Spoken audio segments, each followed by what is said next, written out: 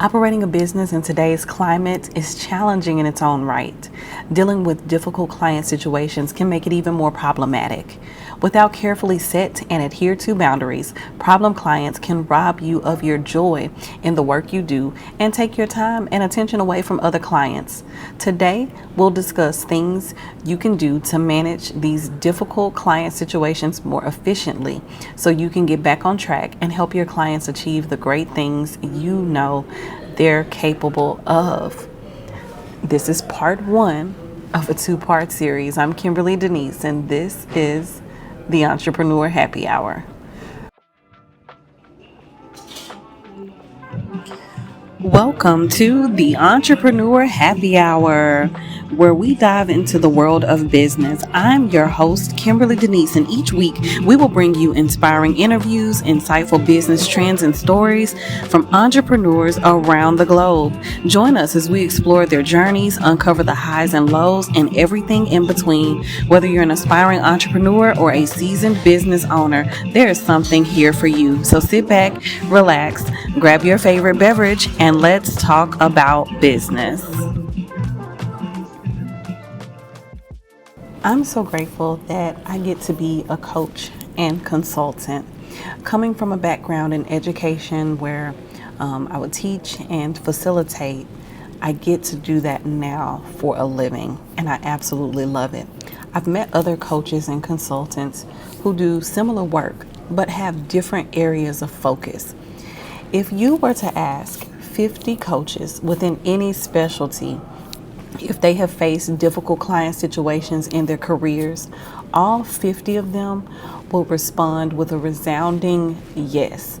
Difficult client situations are par for the course, especially in this line of work. While this lesson today cannot possibly address every difficult client situation you will face in the course of your dedicated work, these are some of the common situations you may face within the scope of your business. Understanding how to address them for maximum impact without alienating your client can make a huge difference in your success with your individual clients and with your business as a whole. So one of the most important things for you to remember is that while your business is all about serving your clients, it is first and foremost your business. You have to operate it in a way that works for you and serves your clients. They are coming to you for help. Sometimes the most effective help you can offer is helping them to help themselves. The 10 difficult client situations that I'm going to talk about in this two-part series can be a challenge for coaches of all skill levels. However, addressing them with grace and ease establishes you as a pro and can ultimately help your clients achieve greater success as a result. So by the end of this, after the second part of this two-part series, you should have the tools you need to address the following difficult client situations in a manner that is as painless as possible for you, your business, and your clients. So here's the first problem. Your client has trouble with boundaries.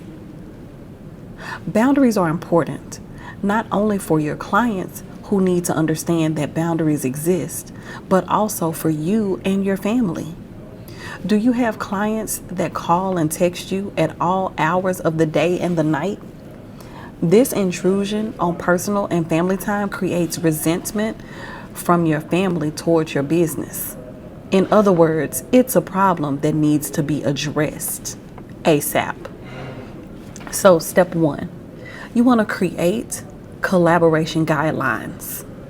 If you're having a problem with clients failing to understand and recognize boundaries, it is time to sit down and create a set of collaboration guidelines for all your clients. While these won't eliminate existing problems which need to be addressed, it will help prevent some future problems with boundaries. What should your collaboration guidelines include? You want to keep this document straightforward and simple. Include the following: Identify your office hours. These are the hours when you are available to answer phone calls when not working with other clients, return phone calls, respond to emails, respond to text messages, etc. Establish realistic expectations for client communications. This is where you remind your clients that each of your clients is important to you. When you're working with one client, it may take a while to respond to another, but you will do so as soon as possible. You also want to reiterate the importance of boundaries and personal time. Chances are that you're working with them to encourage them to set boundaries in their own businesses.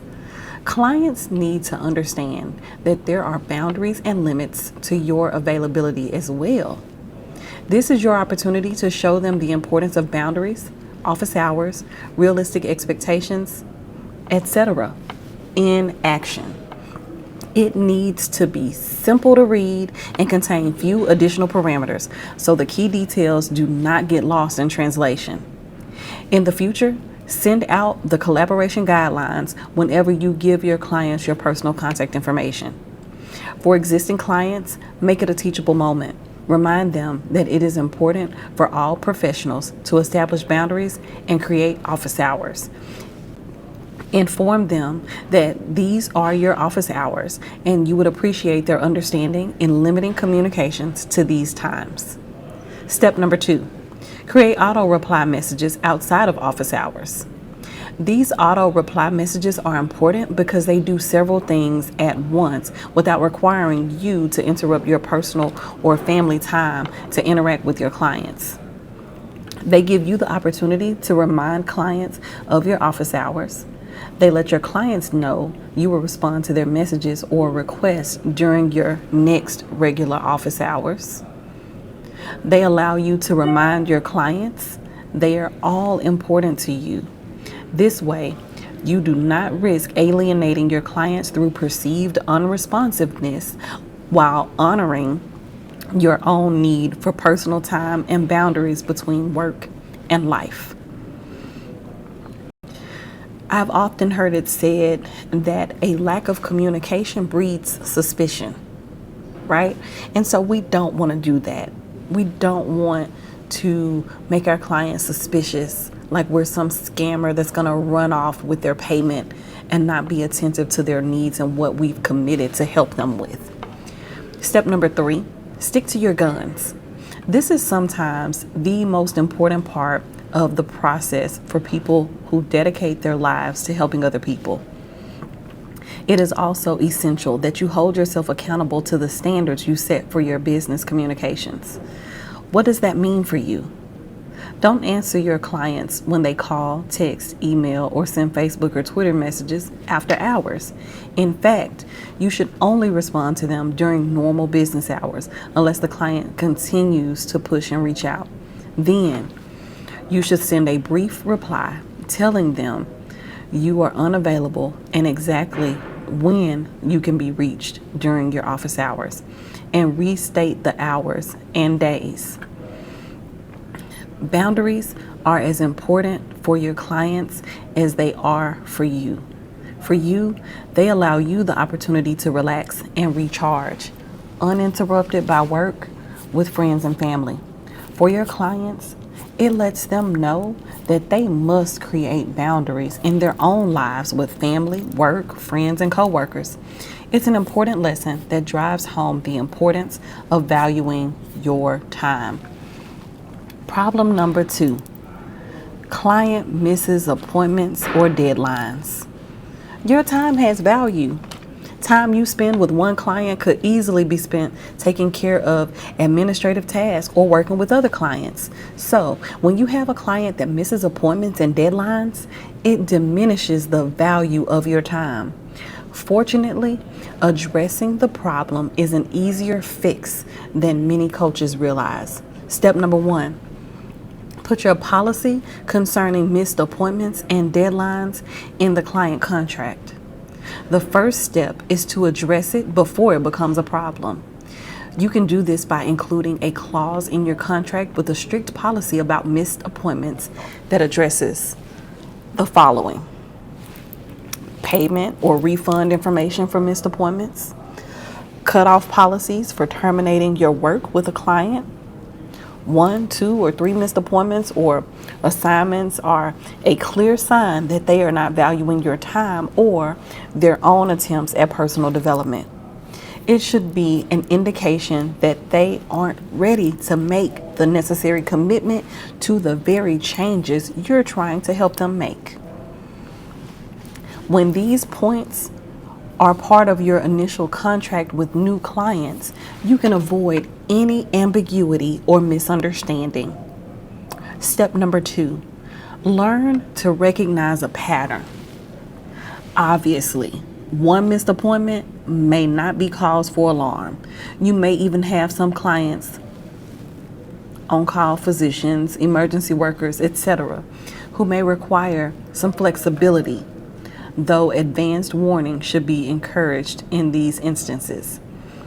The problem is when clients begin missing appointments with greater frequency. When you see a problem developing, it's time to bite the bullet with a little gentle prodding on your part. Don't get angry. Don't make assumptions. Ask. Ask gently, but ask for honesty from your client. For some coaches, that's the hardest thing to do. However, your client may be looking for a way to broach the subject of what's going on in their world that is preventing them from committing to you and themselves the way they need to. Step number 3, understand that it is sometimes necessary to terminate the relationship. When you dedicate yourself to helping others achieve their best, it can feel like you're giving up on your clients if you need to terminate the relationship. Don't look at it that way. Sometimes it is necessary to end the relationship for your sake and the client's sake as well. For instance, not all coaches and clients mesh, and they find it difficult to work together. Some clients are toxic with their demanding ways. Some clients don't want to do the work, even when you remind them that you, the coach, can't do it for them. In these instances, you must be willing to cut the ties when the relationship isn't working for you or for your client, as difficult as it may be. It's important for your clients to show up on time for your appointments and make deadlines when you provide them with tasks designed to fuel their growth. If the first 2 steps do not provide the traction you desire, the third step for termination may be the only visible alternative. Problem number 3. Client signs the contract, then changes their mind. This is something you definitely want to cover in the initial contract. You need to include a clause that outlines your policy for refunds or reimbursements if your client changes their mind after signing the contract. Having it in writing alone often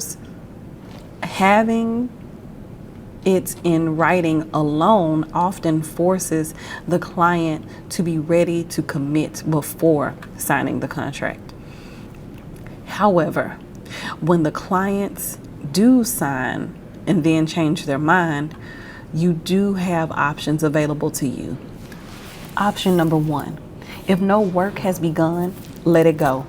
You may even need to sing the song in your head as you're doing it, but letting it go despite the annoyance and disappointment you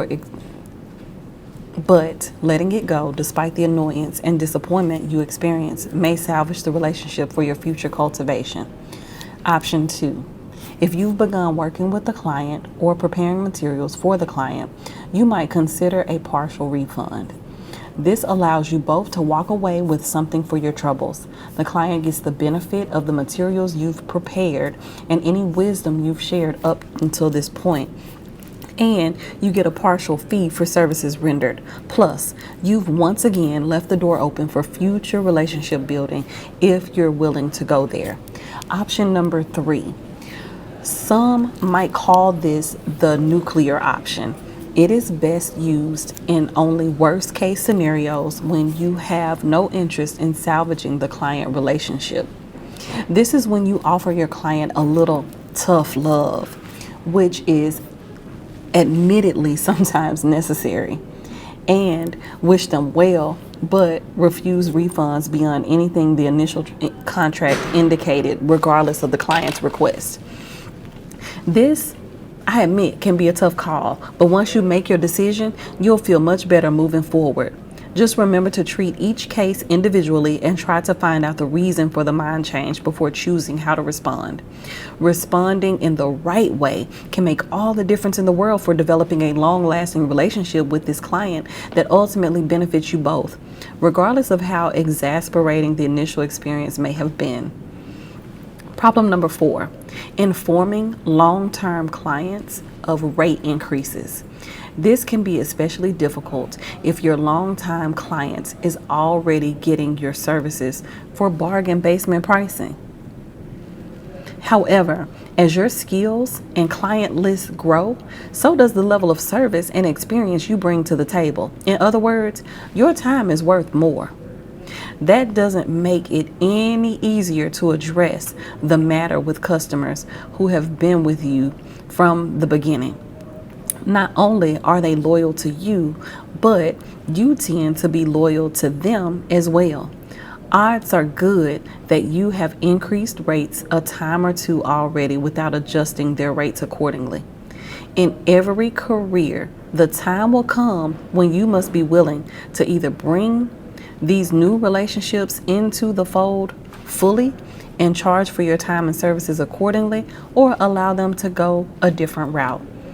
Keep these things in mind when raising your rates. Number 1, you want to start by thanking them for their business and support over the years. Be specific about the things your relationship has helped them accomplish and how you've loved watching them achieve so much.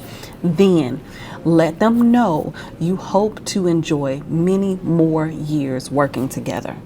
Number 2, be honest and upfront with your clients. Explain that businesses naturally raise rates as they grow and as their services expand, and that now is the time for your business to do the same. You may even explain that you have left rates the same for this client without raising rates for others in the past, but can no longer justify doing so at this point in your business. Number 3, give your clients ample notice of the rate change. Telling them that their rate will jump significantly on their next billing cycle is shocking, to say the least. Consider giving them 2 to 3 months notice so that they can make the choice to continue coaching with you without undue pressure. And if they choose not to coach with you, that time allows them to find someone new. Number 4, don't apologize or make excuses. You don't need to justify your rate change. It isn't necessary to inform them about rising costs, the bills you have to pay to continue providing them with new materials and insights, or anything else. Number 5, stand strong and ask your clients for the rates you know you deserve. Don't let your clients talk you out of what you know is the right move for your business and yourself. You would encourage them to do the same when changing rates with their longtime clients as well. Finally, if clients continue to push back against the rate increase, consider severing the relationship. It can be difficult, especially if these clients were with you in the beginning or have been with you for many years. But ask yourself this: if they don't value your services, your time, and your commitment to them, do you really want to continue the relationship? Problem number 5, potential new client is a bad fit for one-on-one services. Before taking on new clients, you should be sending them a survey with qualifying questions to answer, or ask these questions during an onboarding interview. Sometimes clients simply aren't a good fit for a specific service you offer, and you'll discover this after you hear their answers. Maybe they're beginners and you coach those more advanced or who have more experience. Maybe they're already making excuses about needing to change coaching dates, or they won't be available for weeks at a time. Maybe you sense they're overwhelmed and won't do the work required. When it comes to one-on-one services, a bad fit happens for a variety of reasons. That doesn't mean you don't have anything to offer that client. It simply means the relationship they desire may be a bad match for what you offer at this time. It could also be a matter of expectations. You may not be able to offer the type of one-on-one services the client expects. This is especially true of clients looking for more of a concierge or on-demand service when you need to adhere to strict office hours. So, how can you address the problem in a way that can potentially salvage the relationship while still serving clients' needs? Step number 1. Begin by suggesting options from your offerings. Chances are that you offer so much more than just one-on-one services. Consider all the services you offer and try to match the client with the one that will meet his or her needs well. Any one or combination of these will do. Group services, discussions or classes, books you've written or contributed to, online courses you offer. Any one of these offers an opportunity to develop the relationship without the intensive work of a one-on-one relationship. If they balk or push back at these suggestions, inform them that you prefer they commit to pursuing one of these routes before committing time and energy to a one-on-one relationship that might not be effective for them at this time. Once they've completed the course and put those teachings into action accordingly, the time might be right for more personalized education, training, and development. Step number 2, explain that not right now isn't exactly no. You should always trust your gut and go with your instincts on this. Just because a client desires a specific service and is willing to pay for it doesn't mean he or she can benefit from that service. Explain to them that your personalized coaching services aren't the right solutions for them at this stage of the game. That doesn't mean it won't be later. Show them the free and paid courses and information you offer and allow them to choose to push forward, learn, and grow, and then revisit the conversation in 6 months. That gives them the opportunity to benefit from the education and training materials you offer while assuring them that you'll review their situation at a later date to see. You might be surprised. This client could become uber motivated and be ready for your one-on-one training sooner than you think. As someone who lives to help others, it goes against your grain to tell someone who is asking for help no. But if you have to understand that isn't what is happening here. The last thing you want to do is to take on a one-on-one client who is not a good fit for that level of commitment and turn that client off from the coaching experience altogether. Introduce those baby steps and encourage the client to take them so that he or she will be ready in the future. What you are doing is telling them you do not believe the service they seek is a good fit for them now. That does not mean it will never be a good match. It does not mean they are somehow deficient. It does not mean that you are somehow deficient, especially since you know you have other products, goods, and services that can help them. All right, that's it for now. We covered 5 of those problems today. Make sure you come back for the second part of this, where we will be covering 5 more problems. All right, friends, until next time. The content provided in this episode is for educational and entertainment purposes only. It is not intended to be legal, accounting, or professional advice. Please consult with a qualified professional for advice tailored to your specific circumstances.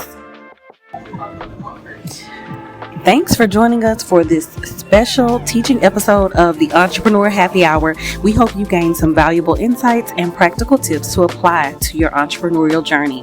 Don't forget to subscribe and leave us a review if you enjoyed the episode. Stay connected with us on our socials and visit our website for more episodes, sponsorship opportunities, and upcoming pop-up events. Until next time, keep learning, growing, and pursuing your dreams. Cheers to your success.